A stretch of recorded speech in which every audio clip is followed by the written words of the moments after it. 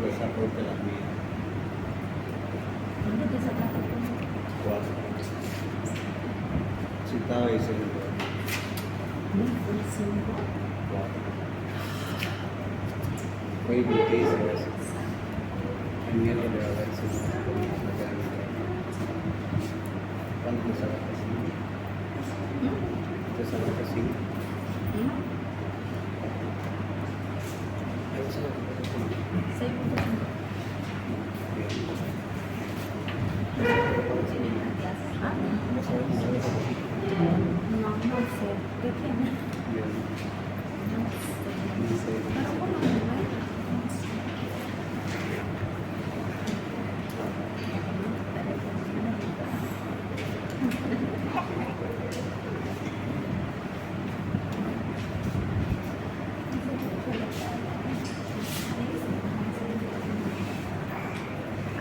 es otro tema.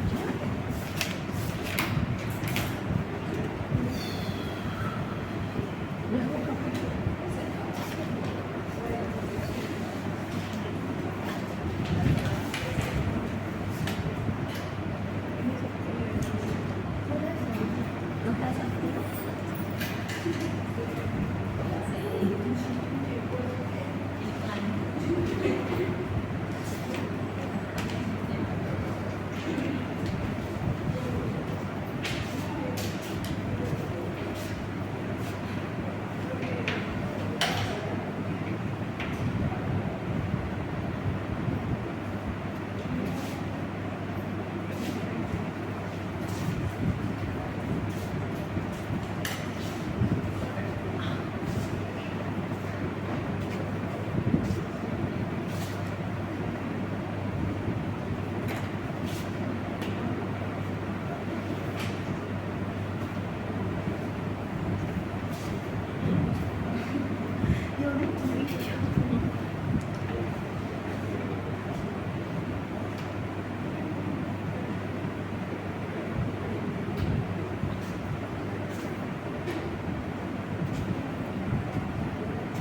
Bien, vamos a comenzar la clase del día de hoy. Recordemos que la pasada clase hemos visto anticolinesterasa, que no era más que el funcionamiento de la acetilcolina. Ahora vamos a ver este tema que son los alcaloides de la solanácea. Existen dos en realidad de origen natural, la atropina por un lado que está aquí y la escopolamina que está por acá. ¿Qué van a producir esto?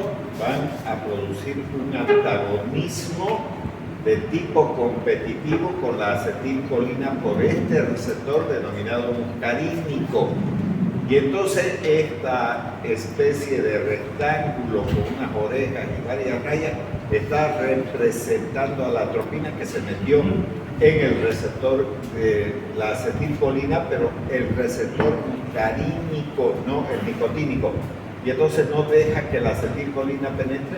Si ustedes se imaginan, por lo menos por imaginación, que esto fuese un lavado de manos, ¿no?, que hay en los baños de todos los domicilios, una lavandería o un lavaplatos, entonces el tapón ese que le ponen ahí y que no tiene ninguna actividad. O sea, la atropina no tiene ninguna actividad, se pone ahí como un tapón y no deja que actúe la acetilcolina. Y entonces la atropina va a actuar sobre todo en el músculo liso, porque hay una abundante cantidad de receptores muscarínicos en todos los músculos lisos. Y estoy hablando entonces de todo el aparato digestivo, estoy hablando del útero, estoy hablando de la vejiga, de los uréteres, de la vesícula biliar y del ojo, donde existe músculo liso. Y obviamente la glándula sudorípara, que tiene pequeños músculos lisos en toda su estructura, además obviamente de la musculatura de Reisense pulmonar. Y también vamos a encontrar en el músculo cardíaco, pero no en el esquelético, cuyo receptor es también para la acetilcolina, pero es un receptor de tipo nicotínico. Aquí no. Bueno, de eso es lo que vamos a hablar el día de hoy, de dos fármacos de origen natural. Por un lado, la atropina, que proviene entonces de una planta que se llama Atropa belladona. Así se llama, Atropa belladona.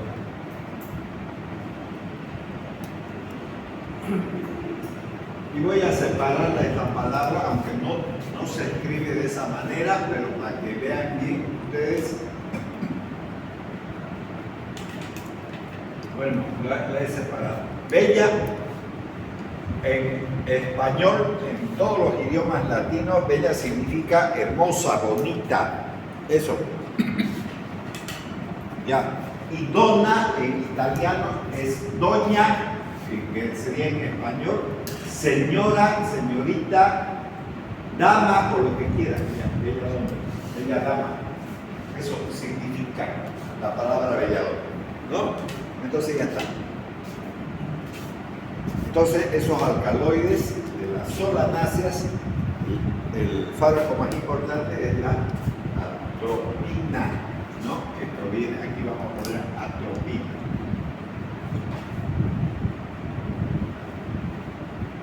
Entonces eso proviene de la atropa belladona. Bueno, eso está en italiano.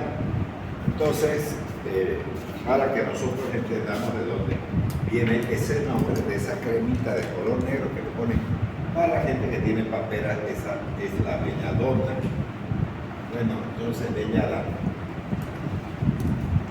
Entonces, como ustedes pueden ver, ahí dice antagonistas muscarínicos naturales. En ningún lugar está mencionando los nicotínicos. Aquí dice clarito, antagonistas muscarínicos naturales. Ahora, esto es todo lo que debería de tener todos los trabajos de farmacología. Su introducción, su historia, la farmacognosia, que significa origen y estructura química, farmacodinamia, mecanismo de acción y efectos, digamos,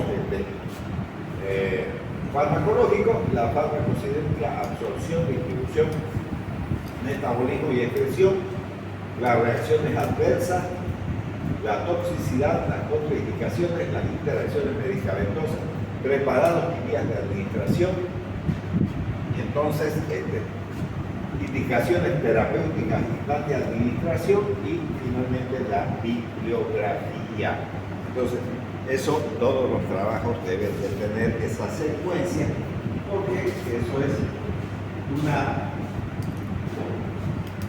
normativa del trabajo que se presente en farmacología sobre todo. Bueno, muy bien.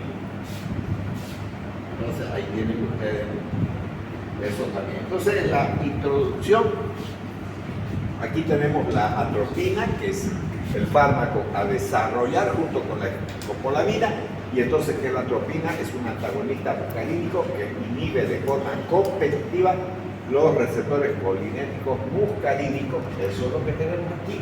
Aquí está la atropina, está generando un antagonismo de tipo competitivo en los receptores muscarínicos, en las células que reciben inervación colinérgica y las que no reciben, pero que poseen ese receptor, donde vamos a encontrar en la musculatura lisa y en la musculatura cardíaca. Todo eso que está ahí, aquí ya está. Ya, entonces ya está resumido, como ustedes pueden ver ahí. Es la pizarra. Bueno, ahora, ¿qué hacen? Impiden los efectos de la acetilcolina si esto se pone como un tapón. Y aquí tenemos, esta es una lavandería y ponemos agua. ¿Para qué le ponemos el tapón? Para que no se escurra por acá. No queremos que entre la acetilcolina, le ponemos un tapón. No queremos que los niños metan sus dedos a esos enchufes de ahí, porque los ingenieros, yo no sé por qué siempre los ponen bajitos, eso. Deberían de ponerlos a esta altura, porque generalmente en la mesa, en el escritorio, en un mueble se ponen los televisores colgados del brazo. No, allá abajo tienen que hacer. ¿Para qué? No sé por qué lo harán. Y menos en Santa Cruz, porque cuando llueve, no sé qué día llovió intensamente, creo que unas 2 horas, y la ciudad era prácticamente digamos, se tapó de agua. Entonces, y todavía los enchufes ahí cortan. ¿No? ¿Por qué hacen eso? No lo sé. Hasta ahorita no termino de entender. Deberían de hacerlo. Entonces, ¿qué va a hacer una mamá? una buena mamá, para que su hijo no meta un alambre y quede ahí tieso. Entonces tiene que buscarle unos tapones, igual que esto, ¿lo viste? Tapones. Y los tapones no tienen actividad, solamente taponan, nada más. Entonces la atropina no tiene actividad. Lo que pasa es que al bloquearse esto, entonces no hay acetilcolina, y si no hay acetilcolina no funciona eso, nada, eso es lo que va a ocurrir. Entonces aquí tenemos eso, a nivel de los sitios neuroeflectores, el músculo liso, el músculo cardíaco, obviamente las células glandulares, ganglios periféricos y además en el sistema nervioso central, siempre y cuando esos alcaloides atraviesen la barrera hematoencefálica. Y solo pueden hacerlo los medicamentos que tienen una estructura terciaria. Los que tienen una estructura cuaternaria no pueden pasar la barrera hematoencefálica. Entonces, si yo diría que voy a buscar un fármaco antagonista muscarínico cuaternario y de origen sintético, por ejemplo, la pirenzepina, por decir una cuestión, ¿no? Entonces, ese fármaco no va a cruzar esa barrera hematoencefálica y entonces utilizaré para resolver los problemas de la úlcera gastrodenal y demás cuestiones, que vamos a ver un poco más adelante. Bueno, ahora estos antagonistas muscarínicos naturales producen poco bloqueo de los efectos de la acetilcolina en los sitios nicotínicos, porque no son antagonistas nicotínicos, eso vamos a ver en bloqueantes neuromusculares. Aquí tenemos muscarínicos, por eso dice que no tiene acción, digamos, el atropina. Los antagonistas de los receptores muscarínicos naturales o alcaloides naturales son la atropina y la escopolamina, como ven aquí. Y hay otros sintéticos como la butirilina, escopolamina, el probantai, el bantai, el viadil, el sertal y demás cuestiones. Ya. A dosis altas son tóxicas. Entonces los efectos centrales, porque ya dije que la atropina y la escopolamina pasan la barrera hematoencefálica porque son estructuras terciarias y entonces van a provocar una estimulación, sobre todo la atropina más que la escopolamina. Entonces, la diferencia entre la atropina y la escopolamina es que la atropina con dosis que tienen acción sobre el sistema nervioso puede provocar estimulación seguida de depresión. En cambio, la escopolamina comienza con depresión y puede también haber algunas manifestaciones de estimulación. Ahora vamos a hablar de la historia. Recuerden que había una secuencia farmacológica, entonces ahora vamos a hablar de la historia. Los alcaloides de la solanácea son muchos en diferentes lugares de la Tierra. Donde descubrieron por primera vez fue en la India, porque en los libros antiguos, los Vedas hindúes, entonces ya mencionaban, ¿no es cierto?, la presencia, si se quiere, de la atropina. Después, obviamente, en el Imperio Romano y en la Edad Media Europea aparece en la medicina occidental. Entonces, la atropina y la escopolamina son alcaloides de las plantas del grupo de la belladona, bueno, la bella, hermosa, señora, dama, mujer o lo que quieran llamar. Pertenece a la familia de las solanáceas. ¿Cuáles son esas? Algunos ejemplos de esas, incluyendo el tomate, también puede ser. Entonces, tenemos la belladona, la mandrágora, el toloache, el floripondio y el deleño. Esas son sus flores de esas plantas que ustedes pueden observar ahí en la diapositiva que estamos proyectando. Entonces, esos son los alcaloides de la solanácea. Entonces, aquí dice clarito, los antiguos médicos hindúes, o sea, los de la India, ahora ya no son indios, son hindúes. Colón, yo no sé por qué mierda le puso el nombre de indios y estaban buscando a los hindúes, a ellos estaban buscando. Y ahora terminamos siendo nosotros los indios. ¿Por qué tenemos que ser nosotros, digamos? Pero Colón buscaba esto, no buscaba la América, ¿no? Ya, listo. Utilizaron preparados entonces de la belladona durante muchos siglos, donde se encuentra esto en esos libros sagrados, los veo. Ya, durante el Imperio Romano y en la Edad Media, la belladona se utilizó a menudo para producir envenenamiento de lenta evolución y así dificultar entonces el origen de la muerte.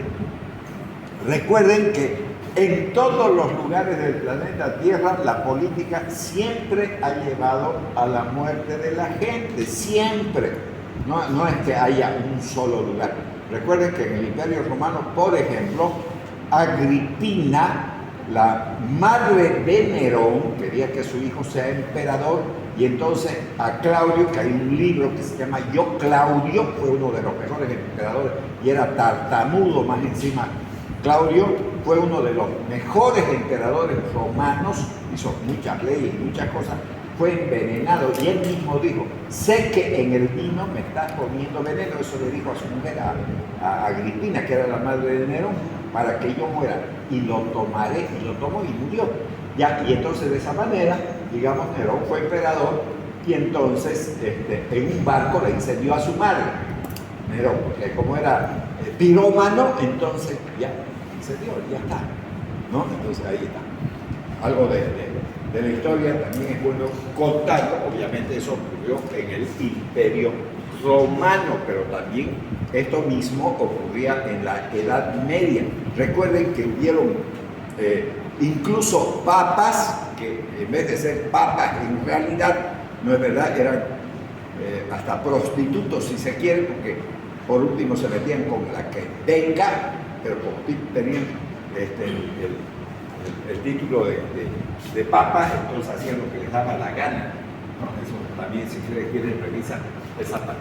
Entonces en la India se quemaba la raíz, las hojas de la planta Stramonium, cuyo nombre científico es Datura stramonium, para tratar el asma mediante la inhalación del humo.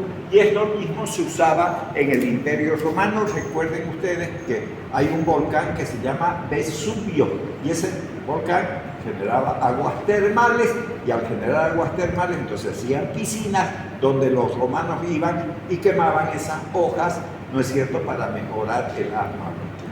Por eso nacieron los saunas, ¿no? Recuerden que aquí en Joboré nomás hay aguas termales, aguas calientes se denomina. También existe en Potosí, también existe en Oruro, donde hay volcanes, ¿no? Entonces, Capacho, Jobraje, no sé qué diablos más, para mencionar algunos, como estamos mencionando también en Santa Cruz. Entonces, ahí se resolvía con esos vapores, digamos, mejoraban el asma bronquial usando esta planta. Bueno, y a principios del del siglo XIX, los colonizadores ingleses introdujeron estos alcaloides en la medicina occidental, que es la medicina que tenemos hoy en día. Entonces ya está. Entonces Linneo denominó esta planta Atropa belladona, en referencia a Atropos, la más antigua de las tres parcas, cortadora del hilo de la vida. ¿Por qué la cortadora del hilo de la vida? En ese relato, ¿no es cierto?, de los pasajes antiguos de los dioses, digamos, romanos, ¿no? Porque obviamente producía la muerte y eran conscientes de eso. Entonces, poquito a poco le ponían el vino y todo ese tipo de cosas. Por eso que muchos de los reyes tenían los cocineros, y los primeros que comían la comida eran los cocineros. Si se morían, recién dejaban de, o sea, no comían nada, ¿no? Pero primero tienen que comer el plaga, ¿no? Si se muere, ya el reino, ¿no? ¿Por qué? Porque ya, no importa que sea su hermano, su pariente, las cosas que querían el trono y lo lograban como sea. Bueno, entonces ahí está. Ahora, el nombre de belladona deriva entonces del uso de este preparado por las mujeres italianas para dilatarse las pupilas. Belladona significa en italiano bella dama, bella señora. Bueno, esto, por eso no es bueno criticar. La gente dice, antiguamente no ocurría esto, todos los ciclos del ser humano siempre han tenido modas. Entonces voy a contar de las dos versiones de esto. Dice que las mujeres italianas se veían más bellas instilándose La atropina en los ojos porque le dilataba la pupila.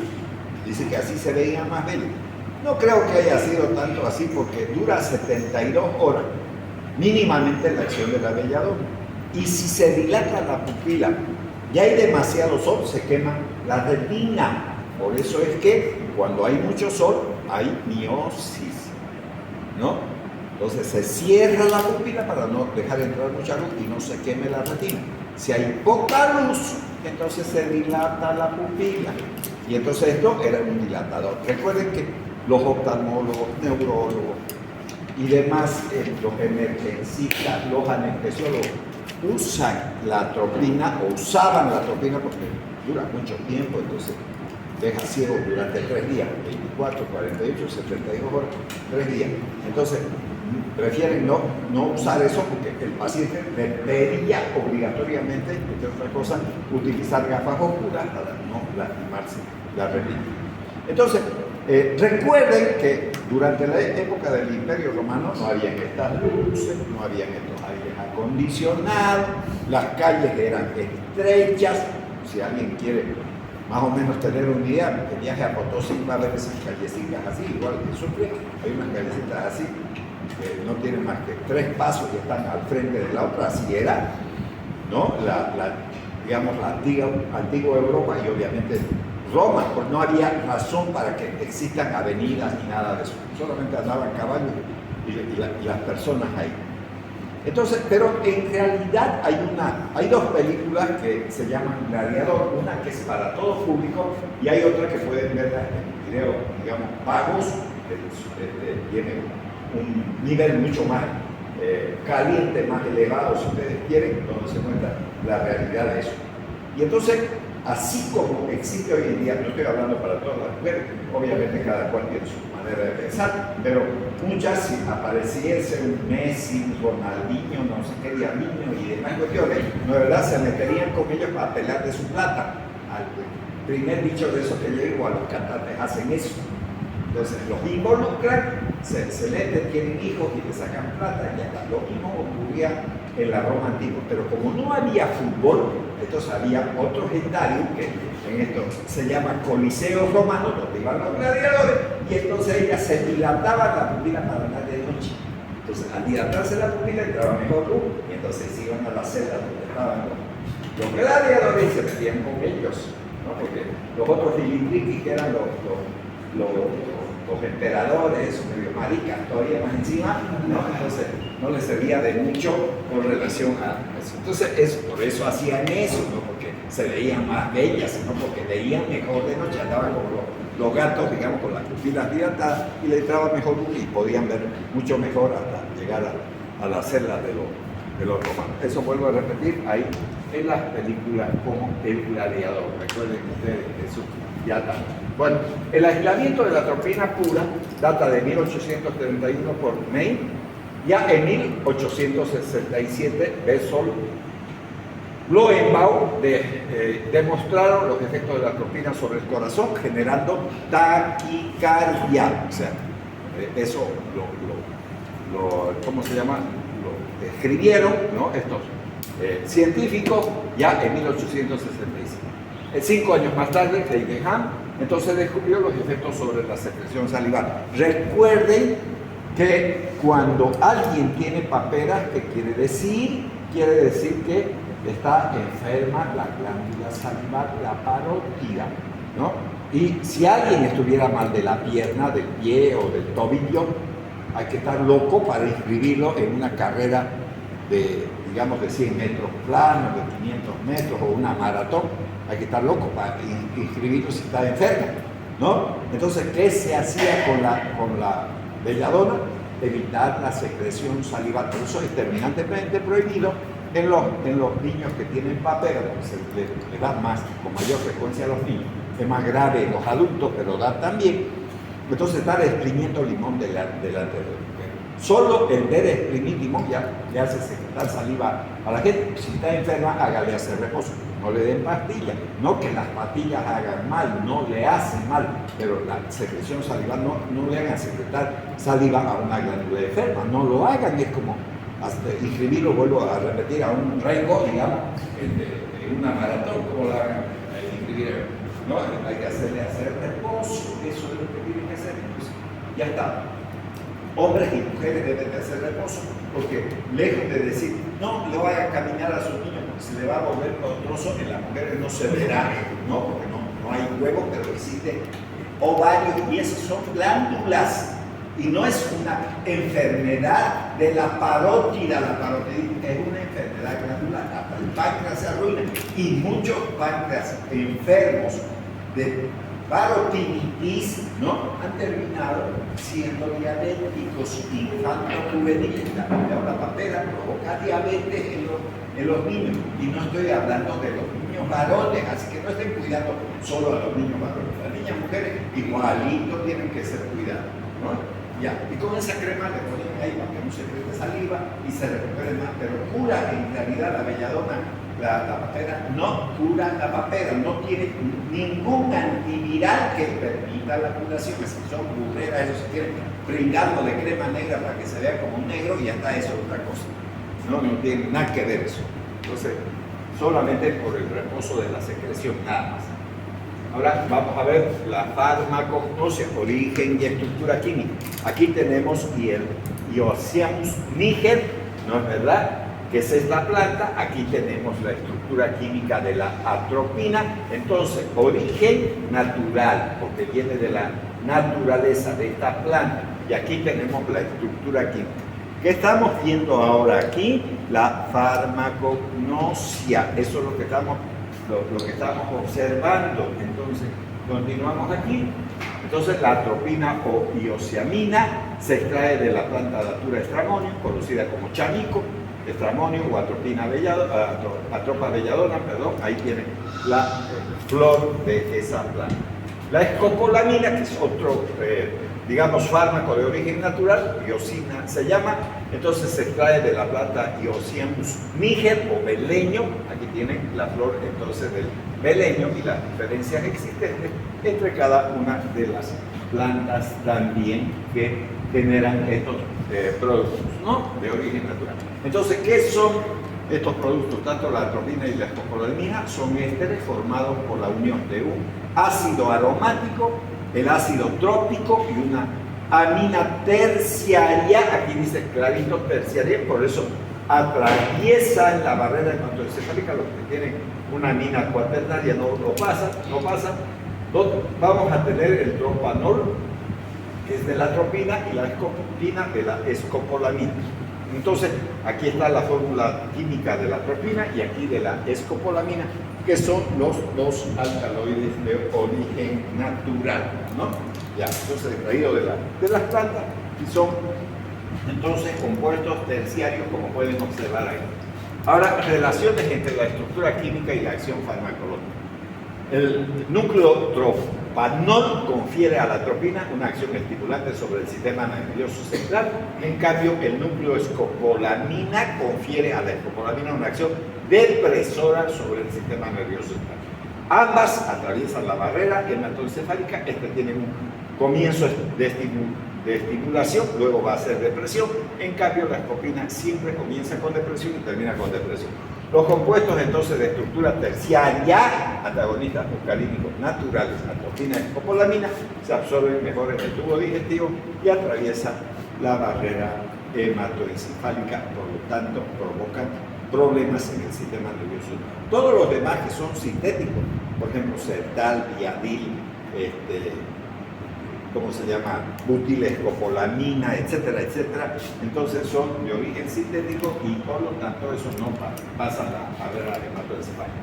Bueno, la cuaternización, ahí dice, de estos alcaloides, ¿no? Antagonistas muscarínicos sintéticos, lleva a la desaparición de la acción sobre el sistema porque no atraviesan la barrera hematoencefálica por este compuesto cuaternario, ¿no? Y debido a que no atraviesan esa barrera, no hay acciones sobre el sistema nervioso. Entonces, ahí tenemos, ya vuelvo a repetir, muchos de estos productos, que son más de 50. Dentro de eso vamos a ver el bromuro de ipratropio, vamos a ver la pirenzepina, la telenzepina, ¿no? y otros que no vamos a verlo porque ya no se utilizan más, aunque el Sertal sigue, ¿no? El Viadil también sigue existiendo, pero esos fármacos no llegan al sistema nervioso. Ya, son pocos liposolubles, también por ello se absorben muy poco en el tubo digestivo y por eso se usaban estos medicamentos para el tratamiento de la úlcera gastrodenal. Menos ¿cómo se llama? El bromuro de ipratropio, que se utiliza para el asma en inhalación y que no produce efectos, digamos, de tipo central. Tipo C en acción de bloqueantes ganglionares también, donde el neurotransmisor es la acetilcolina. Muy bien. Entonces, ahora ya nos metemos a la farmacodinámica. Ya hemos visto parte de lo que es la farmacognosia. Ahora vamos a ver esta otra parte, ¿no es cierto?, que es la farmacodinámica. Entonces, la atropina y la escopolamina compiten con la acetilcolina.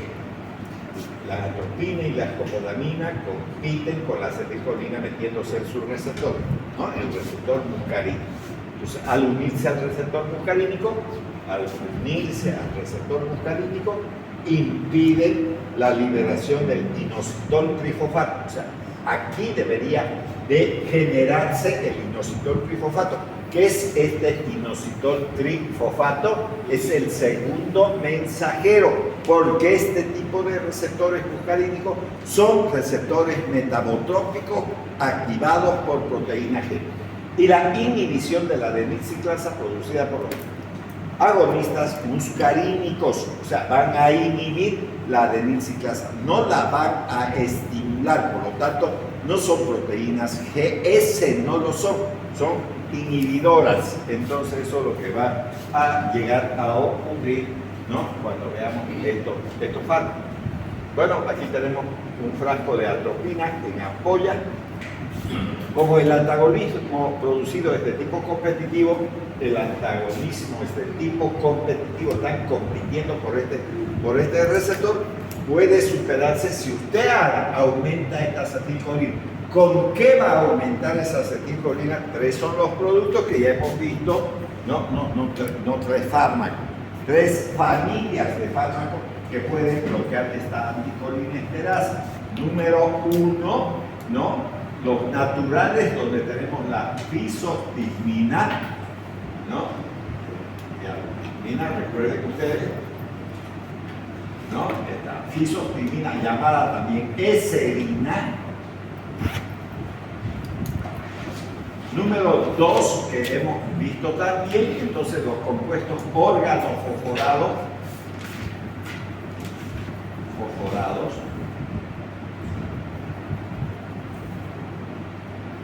¿no, verdad? Aquí tenemos, por ejemplo, el baigón, ya listo, un ejemplo, ¿no? Y luego los que sirven para el tratamiento de la enfermedad de Alzheimer, que son compuestos terciarios, por ejemplo, el donepezilo,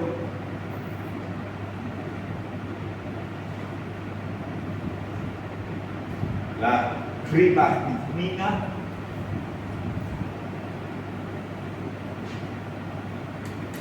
el tacrino.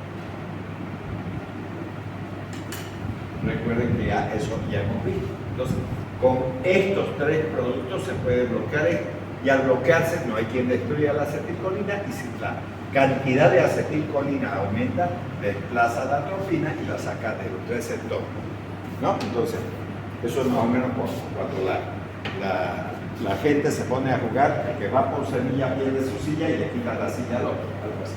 Ya, listo. Para, digamos, un poco relacionarlo con un juego, pero que puede, digamos, a la larga meterse en nuestra cabeza y está. Entonces, esto es lo que hemos dibujado aquí. Aquí tiene el pie sináptico, aquí está la mitocondria, aquí está la acetilcoenzima A, más la colina, se forma la acetilcolina, y entonces va a actuar sobre sus receptores, y entonces la acetilcolinesterasa va a destruir esta acetilcolina en colina, que vuelve a incorporarse, y el ácido acético va a aceptar. La atropina se introduce, va a bloquear este receptor, no va a dejar que actúe la acetilcolina, y por lo tanto, al bloquear ese receptor, está protagonizando un antagonismo de tipo competitivo y no deja que entonces funcione el inositol trifosfato, que debería de ocurrir. Aquí exactamente lo mismo, aquí están las proteínas G, estos son los receptores metabotrópicos, aquí está la de Vinci-Plaza, para formar el segundo mensajero, y en este caso pueden observar también cómo la atropina, al meterse en este receptor, no deja que se meta la acetilcolina y no activa esta proteína G, como pueden observar ustedes ahí en la diapositiva. Entonces, ya está. Ahí tenemos también esos ejemplos. Ahora vamos a ver efectos sistémicos. Seguimos ahora con la farmacodinámica, pero por sistemas, ¿no? O sea, u órganos, si ustedes quieren. En este caso vamos a comenzar con el sistema nervioso central. ¿Qué hace la atropina? Dosis terapéuticas de 1 miligramo en el adulto provocan excitación vagal leve, dosis tóxicas, inquietud, irritabilidad, desorientación, alucinaciones, delirio y risas. Dosis tóxica, la estimulación va seguida de depresión y culmina con el colapso circulatorio e insuficiencia respiratoria. La escopolamina, con la dosis terapéutica, provoca de entrada depresión, no excitación. Miren, aquí hay excitación y aquí existe depresión del sistema nervioso. Somnolencia, amnesia, euforia, fatiga, reducción del sueño, del movimiento rápido de los ojos. También puede producir estimulación seguida de depresión, que va a culminar con colapso circulatorio e insuficiencia respiratoria, lo mismo que tenemos aquí. Además, previene la cinetosis. ¿Qué significa cinetosis? Es las ganas de vomitar por el movimiento. Entonces, ahí, por ejemplo, nuestros micreros salen de la parada y se paran ahí, dejan. ¿Cómo se llama? Micro funcionando, los minutos ahí, y después salen disparados. Entonces, ese movimiento genera náuseas y vómito. Por eso es que la gente, cuando sube a una movilidad de transporte interdepartamental, si van peor con la antigua carretera Cochabamba, que es más zigzagueante, entonces piden bolsitas y tienen unas bolsitas de papel madera de bonito. También si se suben a esas lanchitas que parecen una cáscara de nuez ahí, ¿no? Que se balancea así, la gana de vomitar, y también lo mismo les va a ocurrir cuando se suben a esos aparatos que vuelan, que no son más que una libélula, como las avionetas de porquería que son tan antiguas, entonces que se mueve así la gana de vomitar. Entonces eso se llama cinetosis. Por eso es que algunas profesiones exigen el hecho de que no puedan mirar y puedan orientarse bien. Por ejemplo, los pilotos de aviones son ellos, los marinos, o sea, los marineros, capitanes, y todo eso también tienen que tener un buen estómago, igual que los corredores de automóviles, eso, sobre todo de Fórmula 1, porque son tantas las velocidades que pueden terminar vomitando. Así que cualquiera no puede ser, digamos, un piloto, ¿no? Entonces, y además, si esos aviones giran así, recuerden que hay hasta una canción dice: el mar y el cielo se ven igual de azules. Imagínense, en un lugar donde haya mar y el cielo, después no se sabe cuál es el mar y cuál es el cielo si da tanta vuelta el avión. Ellos tienen que estar muy bien de eso, ¿no? Entonces, ¿qué pasa? Va a actuar este medicamento sobre la corteza a nivel periférico y sobre todo en el aparato vestibular. Recuerden que ese aparato vestibular está introducido en un hueso llamado temporal, y hay un laberinto óseo y un laberinto cartilaginoso. En el cartilaginoso hay la endolinfa, y recuerden que hay varios sensores a ese nivel, ¿no es cierto?, que permiten que el ser humano tenga un adecuado equilibrio, sobre todo cuando está corriendo, por el hecho de esos conductos semicirculares que seguramente ya lo han estudiado en fisiología, ¿no? Interfieren también en los procesos de memoria. Señores y señoritas, mujeres, no consuman estos medicamentos, sobre todo los compuestos terciarios, cuando vayan a dar examen. Miren lo que aparece: apareciendo perturbación de la atención y la memoria.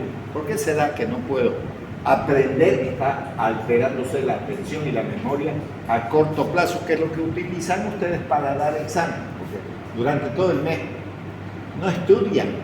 Y si me dicen es mentira lo que usted está diciendo, ¿cómo va a ser mentira si toda la semana le digo que estudien los temas y les pregunto algo de penicilina, de cefalosporina? No sé. Ya está, eso ocurre, ¿no ven? Entonces, cuando llega el examen, ¿cómo le hacen? Tienen que usar esta memoria a corto plazo, pero si se toma por un dolor menstrual que les va a pasar, el dolor menstrual se llama dismenorrea, les va a pasar con eso. Entonces van a alterarse su memoria y cuando estén dando examen van a estar mirando al Wi-Fi a ver si les llega alguna información, y son huevadas, no va a llegar nunca. ¿No ves? Porque no son computadoras, entonces. Y también van a tener que memorizar esto, que es importante porque pueden ser útiles para el tratamiento de la enfermedad de Parkinson también, ¿no? Entonces, cuando veamos enfermedad de Parkinson, que es una patología de degeneración de la sustancia negra, la cual produce dopamina en el sistema motor extrapiramidal, porque el Parkinson es un extrapiramidalismo. Entonces vamos a ver también cuánta utilidad tiene, ¿no?, este medicamento o estos medicamentos para el tratamiento de la enfermedad del Parkinson. Ahora nos vamos al ojo. Si instilamos de manera tópica, entonces bloquea la acción del músculo esfínter pupilar del iris, el músculo ciliar del cristalino, produciendo midriasis, ¿no? Y entonces, cicloplejía, fotofobia y visión borrosa. Midriasis, dilatación de la pupila. ¿Para qué queremos que dilate? Para hacer el fondo de ojo. Para eso necesitamos, ¿no?, poco efecto sobre la presión intraocular, salvo que personas con glaucoma de ángulo estrecho en la cámara anterior, y además reduce la secreción lagrimal, o sea, deja de haber lágrimas. Y que quede claro, no debe de ocurrir eso nunca en el ser humano, ¿no? O sea, eso de que detengamos la secreción lagrimal no es nada bueno. Cada rato estamos parpadeando. ¿Por qué? Porque estamos humedeciendo nuestro ojo. Nuestro ojo no puede estar seco bajo ningún motivo. Tiene que estar siempre humedeciéndose. Hay gente que, digamos, padece de esa sequedad ocular y tiene que ponerse lágrimas artificiales, que no es más que el suelo fisiológico, que se aplica en el ojo cada rato, porque no hay secreción lagrimal. Entonces no es bueno que se seque, digamos, nuestro ojo. Entonces, ya eso. Ahora, sobre el corazón, ya dijimos, aquí ya hemos dicho que estos receptores muscarínicos no solo existen en el músculo liso, sino también en el cardíaco. Entonces, si existen receptores muscarínicos en el corazón, va a existir más en las aurículas que en los ventrículos. ¿Y qué pasa si le damos dosis pequeñas? Reducen la frecuencia cardíaca por bloqueo de los receptores muscarínicos 1.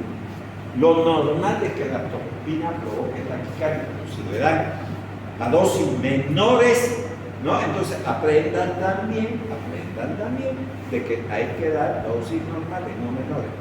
No me acuerdo, porque le voy a dar veneno para que no le haga daño.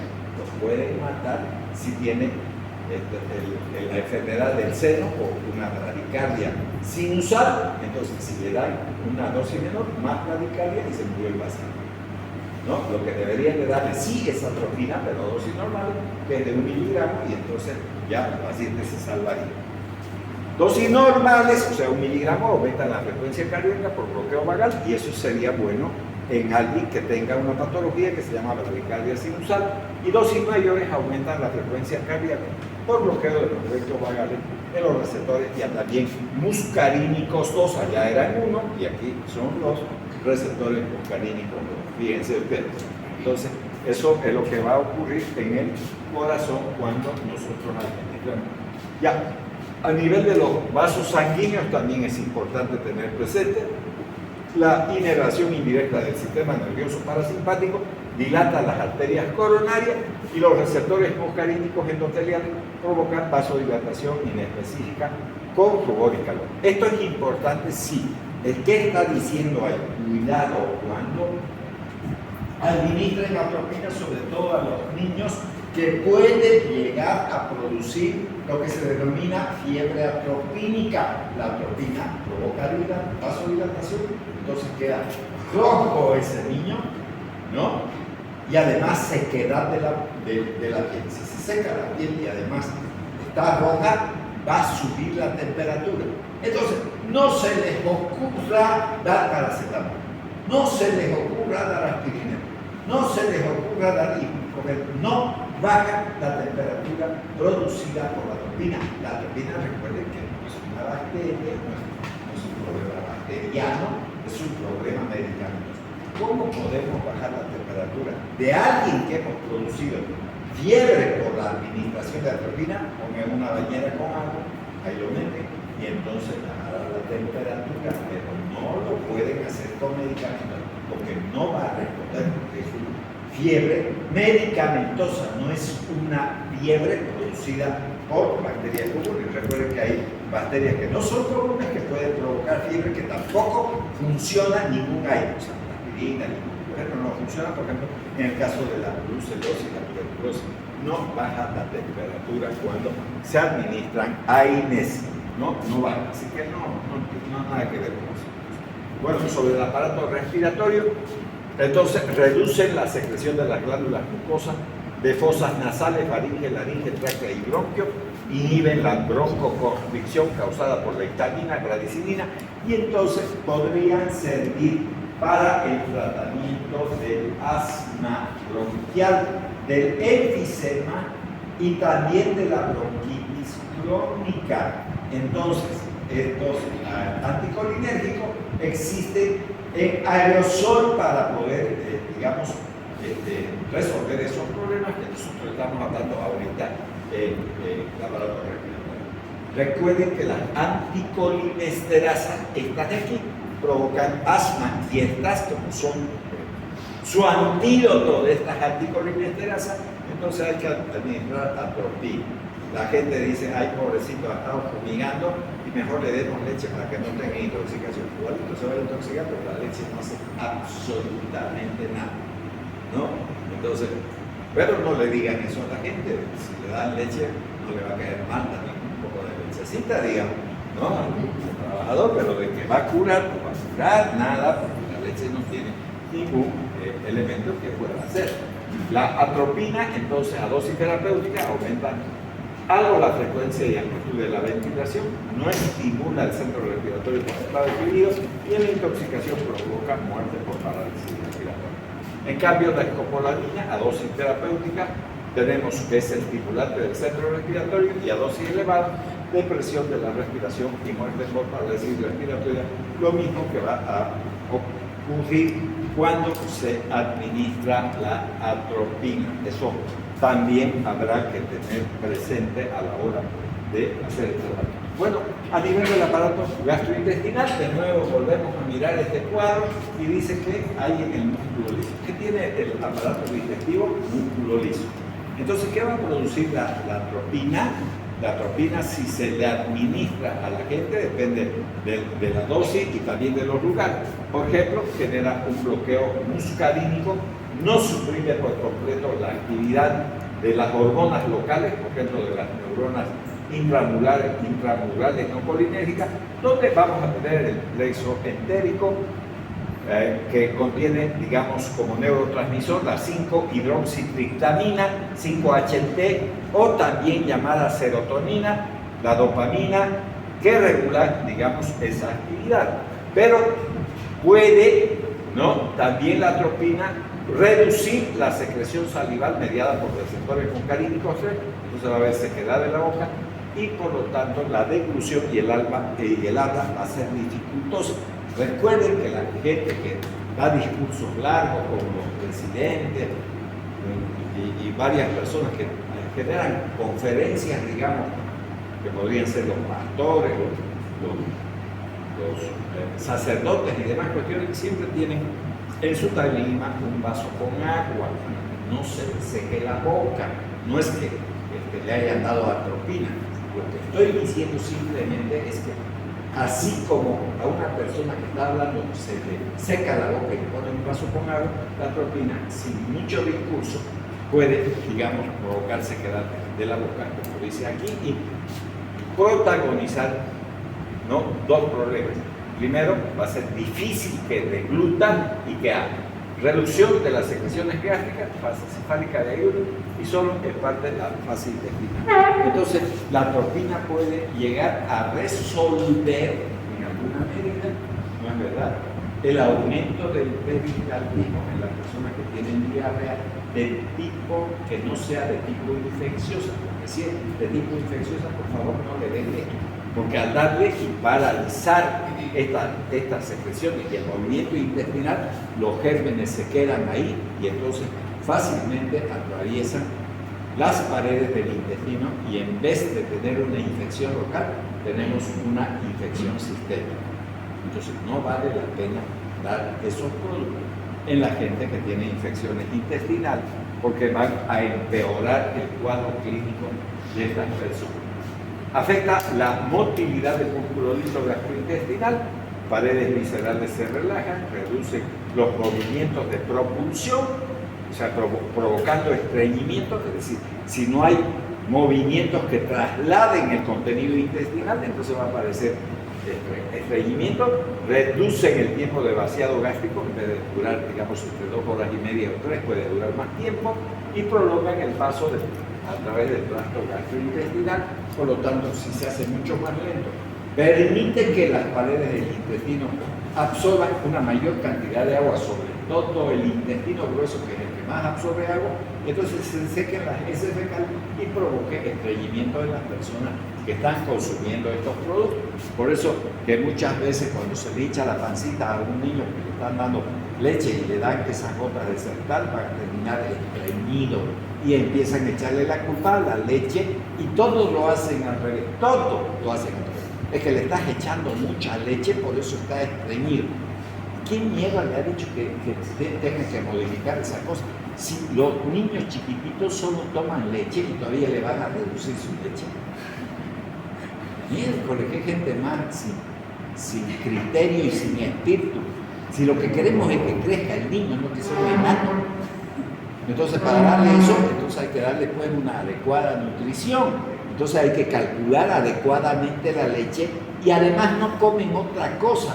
Que al ser humano adulto le den mal preparada la leche, ¿qué nos importa? Total, va a comer sopa, va a comer una fruta, va a comer cualquier cosa, empanadas, salteña, lo que quiera, digamos. En cambio, el chiquitito solo pide leche, pero que le preparen de manera adecuada. No estén jorobando. Resuelvan el problema de otra forma, no alterando su alimento. No se hace eso nunca, ¿no? Entonces, lleven a un buen médico, que sea del centro o de la periferia. La atropina, entonces, acción antiespasmódica leve, entonces puede tener esta acción sobre la vesícula biliar y los conductos biliares, sobre todo cuando hay cólicos biliares por la presencia de cálculos biliares. Es una emergencia que deben de hacer, aplicar atropina en personas que vengan con un cólico biliar hasta que venga el cirujano, programen la cirugía y entonces saque los cálculos, las ascaris, porque a veces los gusanos estos largos se meten también en los conductos biliares y funcionan como si fuese un cálculo biliar. Entonces, ¿qué hay que hacer ahí? Entonces eso es quirúrgico, listo, se acabó el problema, no hay dónde más perderse, ¿no? Son actividades de tipo quirúrgico. Bueno, el aparato genitourinario que hace la atropina en el uréter tiene una acción antiespasmódica, por lo tanto, recuerden que en los uréteres es asiento de los cálculos renales. Entonces, se puede administrar la atropina para que se relaje esa musculatura y puedan caer a la vejiga, digamos, esos cálculos y resolver el problema, ¿no? Antagoniza las contracciones, aumentando el tono vesical y producidos por la morfina. La morfina aumenta los problemas, aunque sea un hipnoanalgésico, no sirve como analgésico para eso, igual que la vesícula. La atropina es depresor del músculo detrusor de la vejiga, favorece entonces la retención urinaria y por lo tanto la gente que se orina, digamos, involuntariamente puede resolver su problema. Relaja la musculatura de la vejiga y disminuye la incontinencia de urgencia también. Entonces, ahí tienen las actividades a nivel de la vejiga. ¿no? Sobre las glándulas sudoríparas ya hemos dicho, dosis pequeñas van a provocar el bloqueo, por lo tanto va a generar piel caliente, sobre todo en los niños, aunque los adultos también, pero tienen que ser con dosis mucho más altas. Dosis normales en los lactantes y niños, fiebre atropínica. Ya les dije que esto no se resuelve con paracetamol, ibuprofeno, incluyendo la aspirina, no baja la temperatura. Con agua fría se baja, o agua natural, para decirlo mejor así, ¿no es cierto? Agua natural, sin que estén calentando ni enfriando, ahí lo champan y entonces va a bajar la temperatura. Dosis aumentada en algunos provoca también hipertermia, lo mismo que ocurriría, digamos, con los niños que acabo de mencionar, mucho más sensibles los niños. Bueno, ahora vamos a empezar con la farmacocinética. Ya hemos hablado de todos los lugares donde actúa la atropina y hemos visto incluso variables de la dosis.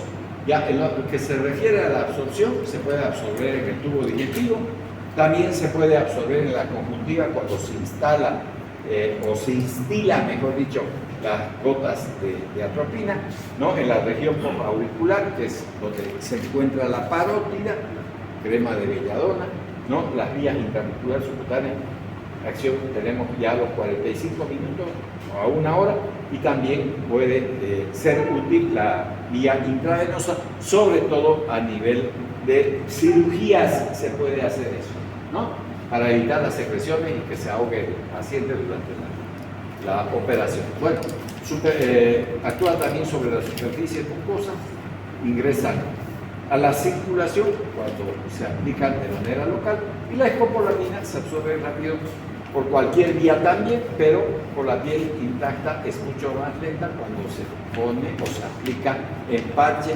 transdérmico, que nosotros en la forma farmacéutica lo hemos estudiado como emplasto. Máximo efecto durante 1 a 2 horas, ¿no? Y cede poco a poco y puede tener una duración hasta de 3 días. Se está hablando lógicamente de la escopolamina. En lo que se refiere a la distribución, una vez que la atropina o la escopolamina hayan alcanzado el torrente circulatorio, ¿no? Atraviesan la barrera hematoencefálica porque son compuestos de aminoterciarios, ¿no? La encefálica placentaria, y aparece también en la leche humana. La atropina se une en un 50% a las proteínas plasmáticas, generalmente a la fracción albúmina, ¿no? Y se producen concentraciones en el sistema nervioso central después de los 30 a 60 minutos, donde ya hemos visto que la atropina va a generar excitación, mientras la escopolamina va a generar depresión. Eso fue ya lo que dijimos con la atropina con alteraciones de la memoria. Ya en lo que se refiere al metabolismo y la excreción, la atropina tiene una vida media de 2 a 4 horas, se metaboliza parcialmente en el organismo, sobre todo en el hígado, genera una hidrólisis en el plasma con formación de metabolitos inactivos, por ejemplo el ácido trópico y la tropina, 18% excretada sin cambios coloridos. Se excreta por el sudor, la leche materna, y su efecto en la función parasimpática es rápida en todos los casos. Los órganos, excepto el músculo ciliar y el iris, donde la duración va a ser de 72 horas, ya les he dicho que por eso dura mucho más la dilatación pupilar, y era lo que se ponían las mujeres romanas en la época de la Gran Roma, ¿no es cierto?, de lo que estamos hablando y mencionando también. Muy bien, ya vamos a casi concluir el tema también. Bueno, entonces aquí tienen diferentes efectos de acuerdo a la dosis. Si ponemos menos de lo normal, 0,5 miligramos, vamos a tener disminución leve de la frecuencia. Aquí hay una flecha amarilla, ya, entonces disminución leve de la frecuencia cardíaca, ¿no? ¿Qué más va a provocar? Cierta sequedad de la boca, inhibición de la sudoración. Dosis normales, 1 miligramo, sequedad bucal definida, sed, aumento de la frecuencia cardíaca, y en ocasiones, ¿no? Algo parecido de la dilatación pupilar leve. Bueno, 2 miligramos, que es el doble de lo normal, frecuencia cardíaca mucho más rápida, palpitaciones, la verdad, sequedad bucal bastante notable, iriasis, visión cercana un tanto borrosa, 5 miligramos, miren, mucho más elevada todavía, todos los síntomas anteriores, pero en un grado mucho más notable. Dificultad para hablar, deglutir, inquietud, fatiga, dolor de cabeza, piel seca, caliente, dificultad para orinar, sobre todo en los varones por hipertrofia de próstata. En las mujeres no va a ocurrir, porque ya saben que las mujeres no tienen próstata, y del peristaltismo intestinal. 10 miligramos y más de eso, todos los síntomas anteriores, pero mucho más notables, y obviamente que esos son ya dosis tóxica y que pueden esos 10 miligramos ser mortales en los niños, en los varones, en los adultos. La dosis mortal se va poniendo de a poco, digamos, podría alcanzar incluso a resistir hasta los 100 miligramos que se puede administrar cuando existen intoxicaciones con anticolinesterasa. Recuerden que la atropina es un antídoto natural. Seguimos con el metabolismo y la excreción. La vida media es de 2 a 4 horas, se metaboliza parcialmente en el hígado por un proceso de hidrólisis en el plasma, ¿no? Ahí tienen que también van a generar metabolitos inactivos, el ácido trópico, la atropina, 18%, se excreta también por el sudor, la leche, y su efecto en la función parasimpática y acá. Ya hemos hablado también, ¿no?, de la dilatación pupilar, entonces ya estamos con eso. Ya. Ahora aquí. Entonces vamos a tener dos síndromes anticolinérgicos periféricos y centrales. Hay de primer grado, segundo y tercer grado. En primer grado podemos encontrar sequedad de la boca, depresión, secreción traqueobronquial, sudorífara, hipotensión, temperatura corporal de piel caliente y de color roja, como pueden ver aquí. En el segundo grado, midriasis, dilatación de la pupila, visión borrosa, ciclotrefía y anomalias de la conducción a nivel del corazón. En el tercer grado, retención urinaria, y también pueden llegar a provocar hilio adinámico, que no es el hilio paralítico posoperatorio. Recuerden que ahí hemos hablado que pueden ser útiles las anticolinesterasa, aunque en este caso también porque es el antídoto de este medicamento. En cambio, los síntomas anticolinérgicos centrales también tenemos de primero, segundo y tercer grado: cambios de humor, por ejemplo, ataxia, dificultad para caminar, alteraciones en la marcha, ¿no?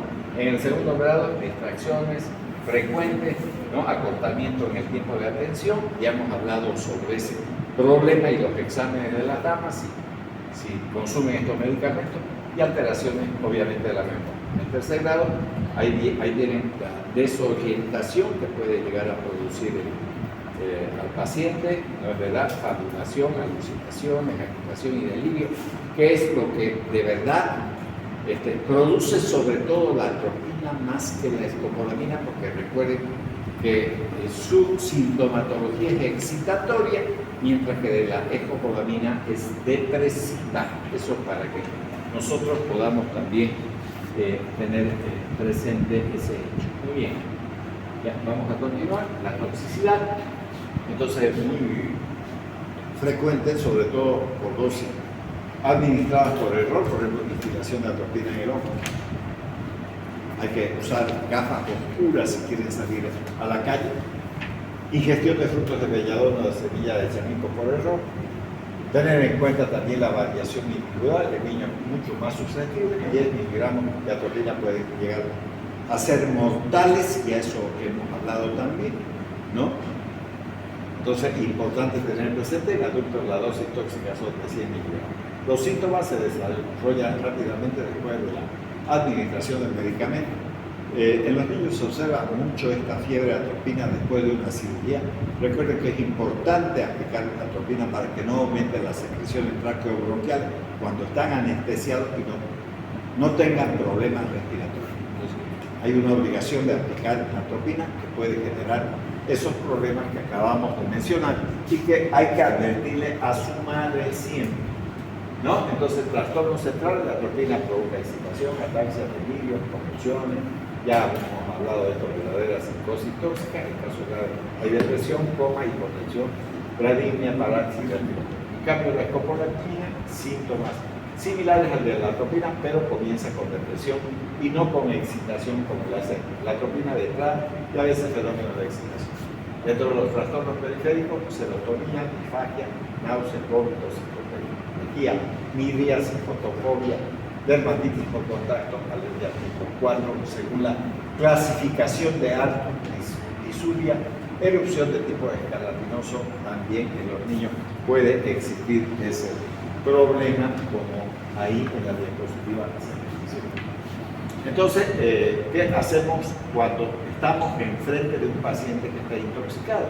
Entonces, en la intoxicación podría haber lavado gástrico, anticolinesterasa, recuerden, la neostigmina se puede utilizar, que van a tener la capacidad de penetrar la barrera hematoencefálica para bloquear las acciones a nivel del sistema nervioso central que hacen tanto la escopolamina como la atropina. Salicilato de serina, 1,4 miligramos por vía subcutánea, para contrarrestar la acción entonces anticolinérgica periférica y central. Para fenómenos de excitación, depresores como el diazepam, esta es una benzodiazepina que se utiliza como tranquilizante, ¿no? Se usa también como miorrelajante y es uno de los mejores medicamentos para tratar las convulsiones, sobre todo, digamos, de emergencia, ¿no? Para fases depresivas, ¿no? Aminaspresoras y la presión arterial a disminuir. Para casos de depresión respiratoria grave, respiración artificial y administración de oxígeno. Entonces, aquí tienen un eslogan, los efectos de la atropina se puede reducir en este verso que hay aquí: seco como hueso, porque la temperatura y la sequedad de la piel; ciego como murciélago, por la midriasis que produce y que el sol, o por lo menos no permite salir al sol, porque se va a quemar la retina; rojo como una remolacha, ¿no es cierto?, por el hecho de provocar vasodilatación y hay un enrojecimiento. A eso se denomina fiebre atropínica. Y loco de remate, porque también existe, ¿no es verdad?, alteraciones de la memoria, excitación, delirios, se ponen a delirar, pueden tener incluso alucinaciones. Entonces, loco de remate, ¿no? Entonces, un eslogan para acordarse de manera rápida lo que puede producir en un paciente cuando nosotros lo encontramos de emergencia y que no podría haber consumido estos productos. Ya las contraindicaciones, en qué caso no se debe de usar atropina, ¿no? Entonces hay que utilizar con precaución en lactantes debido a los riesgos de la hipertermia. Recuerden que la hipertermia produce convulsiones en los niños. Entonces, por mucho que sea atropínica, no importa. Y voy a volver a repetir, no estén dando aire, no mejora en absoluto la temperatura. Métalo en una bañera con agua. Si el caso amerita, hasta hielito hay que poner, depende del problema que presente ese niño, ¿no? Están contraindicados en pacientes con glaucoma de ángulo agudo cerrado, en los hombres más de 40 años. Hay que advertirles, porque una persona de 40 años puede tener un cólico biliar, un cólico renal, y este es el medicamento indicado, pero hay que decirle, le vamos a poner este medicamento, pero va a tener dificultad para orinar, porque su próstata se va a hipertrofiar, y al hipertrofiarse, entonces la uretra, ¿no?, que es el conducto por el que debe de salir la orina, es apretada por la hipertrofia de próstata, y entonces van a tener problemas, ¿no es verdad?, por es decir, prácticamente la disuria por retención de la orina. Las mujeres no, porque no tienen próstata, entonces no hay problema. Con ellas no existe ese problema. Las mujeres no tienen próstata, ya no. Entonces, seguimos con las interacciones medicamentosas, seguimos con la fenotiazina, que son tranquilizantes de acción anticolinérgica. Aumenta la degradación de la levodopa en el tratamiento de la enfermedad de Parkinson. La levodopa es un fármaco de primera línea en el tratamiento de la enfermedad de Parkinson. Se requiere entonces dosis de este antihistamínico. Va a haber sinergismo con los antidepresivos tricíclicos, antihistamínicos H1, que son para la alergia. Los H2 solo sirven como la ranitidina para el tratamiento de la úlcera, los antipsicóticos y algunos antialérgicos. Los inhibidores de la monoamina oxidasa pueden reforzar su acción con estas drogas y existen dos grupos de inhibidores de la monoamina oxidasa, uno para tratar la enfermedad de la depresión y los otros inhibidores de la monoamina oxidasa son para tratar la enfermedad de Parkinson. La quinidina y la procainamida son antiarrítmicos, ¿no?, de la clasificación de Bauman y Williams y producen sinergismo de suma. Ahí tienen también estos antiarrítmicos. Ya preparados y vías de administración, entonces vamos a tener de aplicación local en el ojo, también por vía oral, preferentemente intramuscular e intravenosa. Por ejemplo, existe en el comercio tintura de belladona al 10%, 0,6 ml 3 veces al día. Extracto de belladona pilular o blando y seco, pulverizado, 20 miligramos 3 veces al día. Sustrato de atropina en colirio, también para instilación del ojo, al 1%, crema oftálmica 0,5%, 0,5 miligramos 3 veces al día. Y el brominato de escopolamina 0,3 miligramos 3 veces al día. Esto, obviamente, la mayor parte de estos productos están para ser usados en oftalmología. Seguimos con las aplicaciones terapéuticas. En el tubo digestivo puede utilizarse en la úlcera gastrodenal.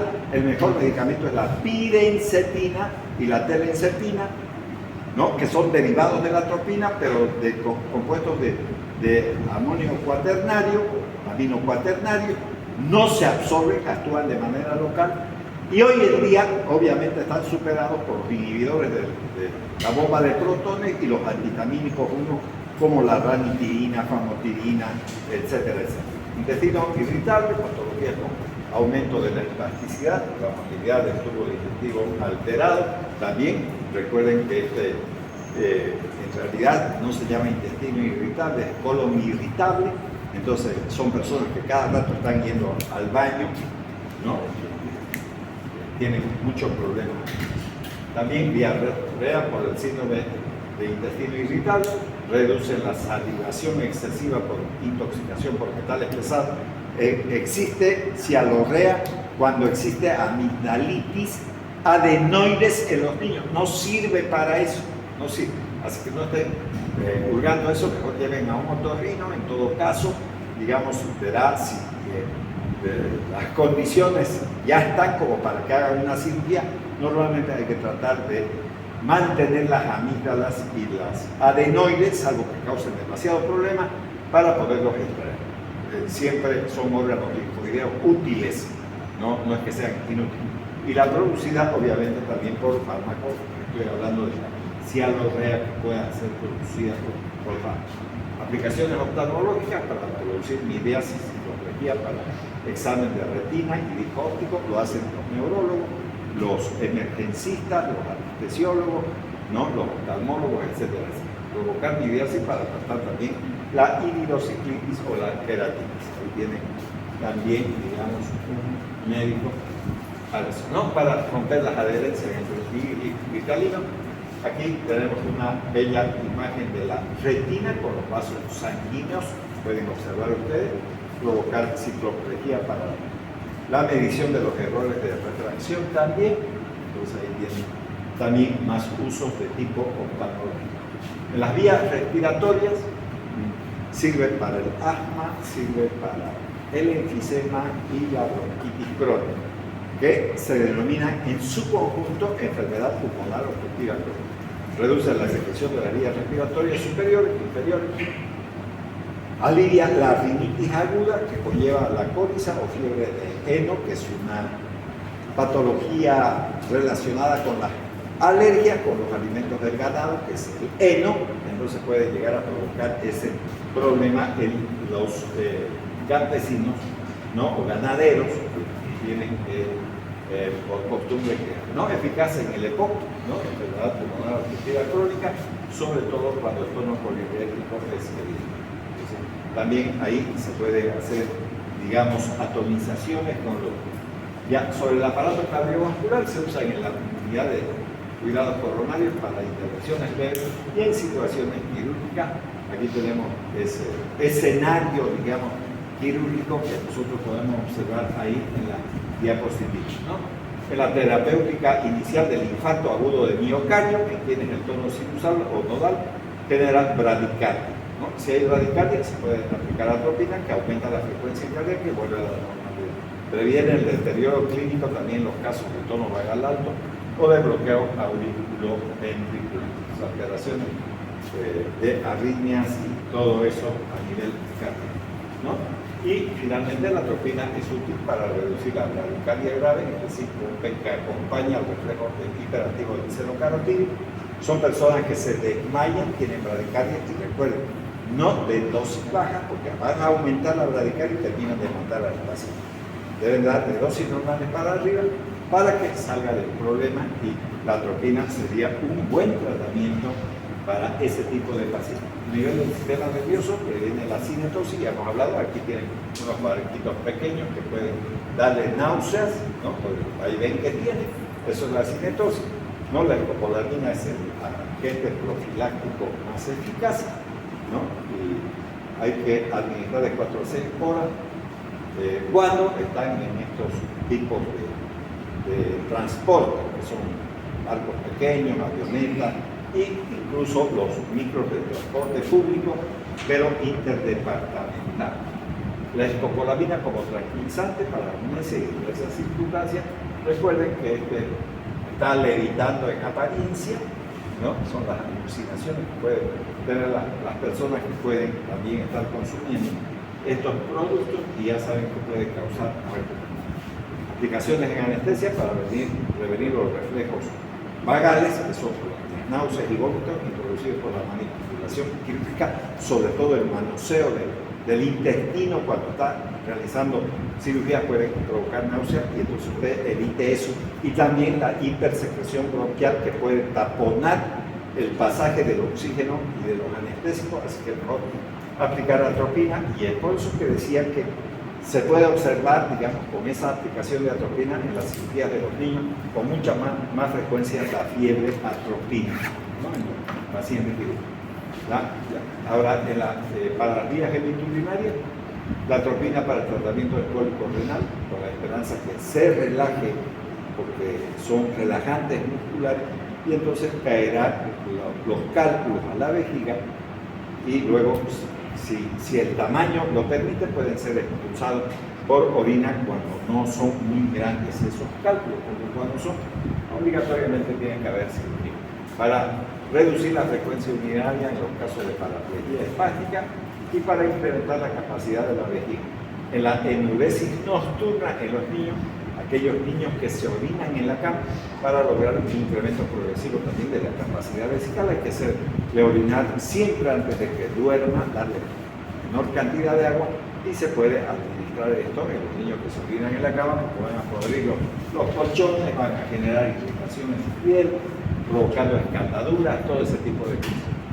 Bueno, digamos, las anticolinesterosa, intoxicaciones por hongo, la atropina es un muy buen producto para resolver las intoxicaciones por órganos fosforados, que ya dije que se utilizan para la fumigación de los campos, ¿no? Dosis para tratar la intoxicación por insecticida, órganos fosforados, que se llaman anticolinesterosa, que ya hemos hablado en el anterior capítulo. Bien, un minuto queda, y entonces la atropina antagoniza también los efectos simpáticos miméticos de la neostigmina, anticolinesterosa, y se usan para el tratamiento de la miastenia grave. La atropina es antídoto de intoxicación por hongo causada por este hongo, que es la Amanita muscarina, ¿no? Este hongo venenoso, digamos, pero que tiene poca cantidad en realidad de este compuesto llamado muscarina, pero tiene mucho más alucinógeno, y por eso consumen, digamos, en el hemisferio norte, esto muchas personas, ¿no es cierto?, con la finalidad de tener eso. La bibliografía de donde fue extraído el tema, y con esto se termina el día miércoles. Comenzamos con bloqueantes neuromusculares, que eso va a ser nuestro tema del día miércoles siguiente, ¿no? Ya. Nos vamos pues